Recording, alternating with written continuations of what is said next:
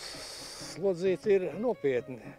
Es atļaušos noņemt savu angļu ģenerāļa formas cepuri un arī brīlus var pacelt. Jā, slodze ir pamatīgi mums, jo mēs strādājām caur dienu, jo vēl jau pirmizrāde ir tikai priekšā.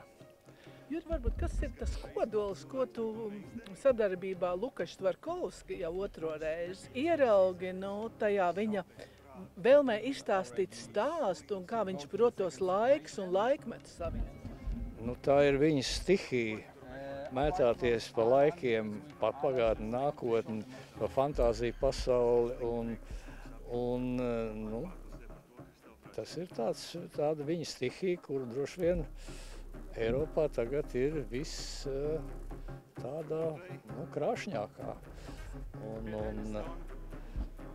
Liekas, ka salīdzinot ar Rotko izrādi, šeit tā augsto tehnoloģiju klātbūtne ir vēl lielāka nekā tā bija Rotko.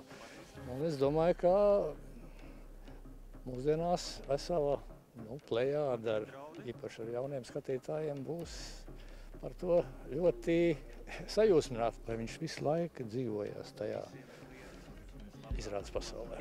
Bet kā ir spēlēt tā iekšienē? Kā tu tur pats jūties? Aktierim jau vienmēr svarīgākais ir partneris, no kura viņš kaut ko grib vai kā citādi iedarbojas uz viņu. Un es nezinu, mēs esam laikam tā piešaušies, te visi faktiski ir daudz filmējušies, arī lietuviešu aktieri un mēs, ka mums tā neliekās dīvaini, ka mums te kameras braukā priekšā pakaļā un tuvu lien klāt pie deguna un tam līdzīgi.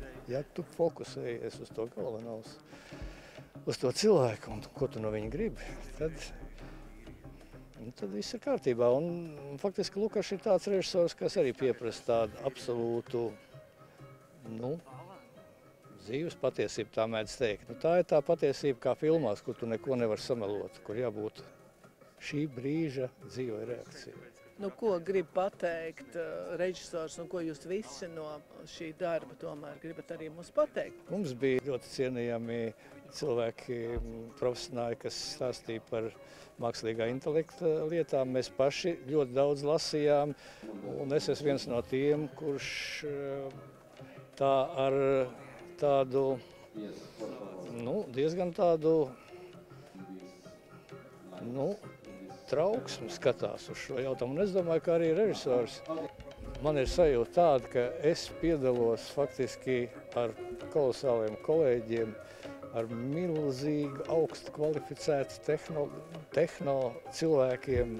Es piedalos tādā projektā, kas faktiski ir tāds, varbūt šajā žanrā viss,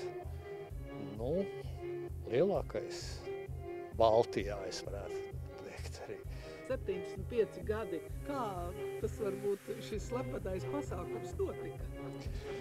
Ak, Dievs, slepenais pasākums. Pārņem tāds patīkams drebuls un tāds kamols jānorīja. Tas bija skaisti.